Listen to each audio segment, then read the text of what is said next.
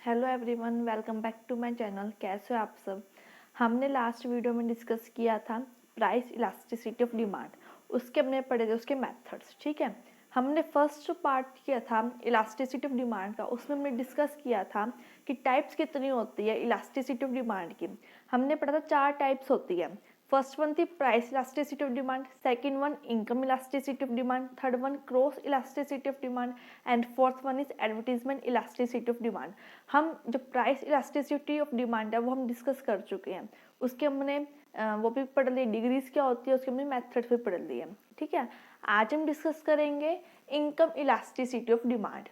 सबसे पहले जो इनकम इलास्टिसिटी ऑफ डिमांड क्या होती है कि ये किसके बीच में बताती है, ये बताती है इनकम एंड क्वांटिटी डिमांड के बीच में क्या कहते हैं रिलेशनशिप शो करती है। ठीक है, कि इनकम में चेंज होने की वजह से डिमांड में कितना इफेक्ट आता है वो कौन बताता है, वो इनकम इलास्टिसिटी ऑफ डिमांड बताता है। उसी की तरह प्राइस इलास्टिसिटी ऑफ डिमांड, उसमें बस क्या था कि प्राइस का डिमांड पर क्या इफेक्ट पड़ता है वो बताता है, ये इनकम का डिमांड पर क्या इफेक्ट पड़ता है वो बताता है। ठीक है, तो इनकम इलास्टिसिटी ऑफ डिमांड को किससे शो करते हैं, ई वाई से शो करते हैं, equals to percentage change in quantity demand due to percentage change in income. ठीक है, कि इनकम में चेंज होने से कितना डिमांड में चेंज आता है वो कौन बताता है, वो इनकम इलास्टिसिटी ऑफ डिमांड बताती है। हमेशा ये परसेंटेज में होगा क्योंकि ये बता रहा है हाउ मच कितना चेंज हुआ। ठीक है, इसलिए परसेंटेज में कैलकुलेट होगा। वही उसी तरह के स्टेप है जिसकी वजह से हमारा फॉर्मूला निकल के आया Q1 माइनस में Q divide by Q and Y1 minus में Y divide by Y। Y means हमारे इनकम है और Q मीन्स हमारी क्वांटिटी डिमांड है। ठीक है, delta Q divide by Q and divide by delta Y divide by Y। Delta Q means जो change आ रहे हैं हमारे किसमें, क्वांटिटी डिमांड में, and Q means original demand क्या। Delta Y means change in the income of the consumer and Y means original income of the consumer. ठीक है, ये रेसिप्रोकल करोगे फिर आप delta Q divide by Q into में Y divide by delta Y। फिर delta delta वाले आप एक जगह ले आओ, delta Q divide by delta Y into में Y डिवाइड बाई Q। उसी तरीके जिस तरीके से हमने प्राइस इलास्टिसिटी ऑफ डिमांड का फॉर्मूला निकाला था, उसमें क्या था, उसमें हर इसके आगे माइनस आ रहा था फॉर्मूले के आगे, पर इनकम इलास्टिसिटी में माइनस नहीं आएगा।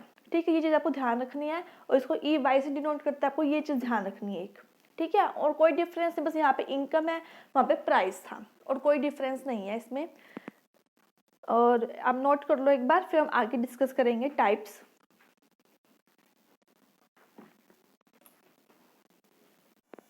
आप वो नोट कर चुके होंगे उसका फॉर्मूला। अब हम डिस्कस करते हैं टाइप्स क्या क्या है इनकम इलास्टिसिटी ऑफ डिमांड के। 3 टाइप्स हैं, positive income elasticity of demand, negative income elasticity of demand and zero income elasticity of demand. ठीक है, पॉजिटिव इनकम इलास्टिसिटी मीन्स कि जितनी आपकी इनकम ज़्यादा उतनी आपकी डिमांड ज़्यादा, जितनी इनकम कम उतनी ही डिमांड कम। तो क्या है, एक पॉजिटिव रिलेशनशिप शो कर रहा है कि एक तरफ इंक्रीज तो दूसरी तरफ भी इंक्रीज, अगर एक तरफ डिक्रीज तो दूसरी तरफ भी डिक्रीज। ठीक है, पैरेलल चल रहा है, तो वो क्या होता है positive. Positive income elasticity of demand ये किस में अप्लाई होता है, नॉर्मल गुड्स में अप्लाई होता है। नेगेटिव नॉर्मल गुड्स कौन सी होती है, आपकी क्लॉथ हो गई, व्हीकल हो गई, सारी क्या नॉर्मल गुड्स है। ठीक है, negative income elasticity of demand कि जहाँ पे आपकी इनकम ज़्यादा डिमांड कम, इनकम कम डिमांड ज़्यादा, तो वहाँ पे क्या एक बढ़ रहा है दूसरा क्या हो रहा है डिक्रीज हो रहा है। अगर एक इंक्रीज हो रहा है तो दूसरा डिक्रीज, और एक डिक्रीज तो दूसरा इंक्रीज, तो क्या पैरेलल नहीं चल रहा दोनों चीज़ें साथ साथ, तो वहाँ पर क्या नेगेटिव है। वो कहाँ पे अप्लाई होता है, इनफीरियर गुड्स में, घटिया वस्तु में अप्लाई होता है। ठीक है, नेक्स्ट वन है zero income elasticity of demand कि आपकी इनकम इंक्रीज या डिक्रीज होने से डिमांड पर कोई भी इफेक्ट नहीं पड़ता। वो कौन सा होता है, वो zero income elasticity of demand होता है। ये कहाँ पे बेसिक गुड्स जैसे कि सोल्ट हो गया, ऑयल हो गया, ये में चाहिए चाहिए, चाहे आपकी इनकम कितनी भी ज़्यादा हो कितनी भी कम हो, डिमांड तो आप फिर भी करोगे ही करोगे। तो वो कौन सी होती है, वो बेसिक गुड्स होती है। ठीक है, तो ये 3 तरह के क्या है टाइप्स हैं। ये इन्फीरियर गुड्स, नॉर्मल गुड्स, ये हम सब कुछ पढ़ चुके हैं। जो डिमांड का चैप्टर किया था हमने, उसमें डिटर्मिनेंट्स पढ़े थे, उसमें हम ये सब कुछ डिस्कस कर चुके हैं। आप वहाँ से भी वो देख सकते हैं अच्छे से। अब पॉजिटिव के अंदर 3 तरह के टाइप्स होते हैं, 3 तरह के होते हैं, एक होता है ग्रेटर देन, एक होता है इक्वल्स टू, एक होता है लेस देन। ये जैसे कि प्राइस इलास्टिसिटी ऑफ डिमांड हमने डिग्रीज पढ़ी थी, जस्ट लाइक उसी की तरह है इनकम इलास्टिसिटी ऑफ डिमांड की डिग्रीज। ठीक है, ग्रेटर देन क्या होता है, जहाँ पे आपकी इनकम मान लो अगर आपकी इनकम 10% हो रही है इंक्रीज, तो आपकी डिमांड के 20% 30% इंक्रीज हो रही है, मतलब डबल से भी ज़्यादा हो रही है, तो वो होते ग्रेटर देन यूनिटी।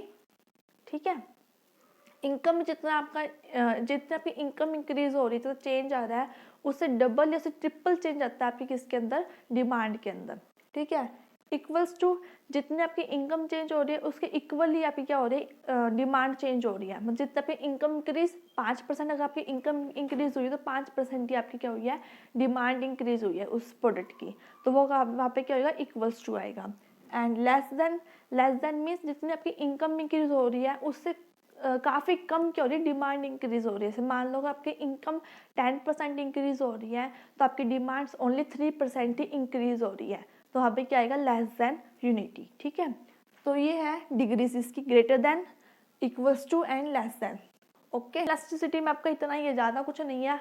मीनिंग क्या होता है, फॉर्मूला में डिस्कस कर चुके, इसके टाइप्स क्या है, टाइप्स 3 है, positive, negative, zero. Positive means income भी ज़्यादा डिमांड भी ज़्यादा, नेगेटिव मीन्स इनकम भी कम डिमांड भी कम, और जीरो मीन्स इनकम इंक्रीज या डिक्रीज होने से डिमांड पे कोई भी इफेक्ट नहीं पड़ा, डिमांड क्या रहेगी, कॉन्स्टेंट रहेगी, वो होता है जीरो इनकम इलास्टिसिटी। ठीक है, और ये थी इसकी क्या है, डिग्रीज है, greater than, equals to and less than. Greater than means जितनी आपकी इनकम इंक्रीज हो रही है उससे कई गुना आपकी डिमांड इंक्रीज हो रही है। इक्वल्स टू इनकम और डिमांड इक्वल इंक्रीज हो रही है। एंड लेस देन मीन्स आपकी जितनी इनकम इंक्रीज हो रही है उससे काफ़ी कम आपकी डिमांड इंक्रीज हो रही है, तो वहाँ पे होगा लेस देन यूनिटी। ठीक है, तो आप ये नोट कर लो। अगर आपको वीडियो अच्छी लगी हो, वीडियो को लाइक कीजिए, शेयर कीजिए एंड चैनल को सब्सक्राइब कीजिए। Thank you.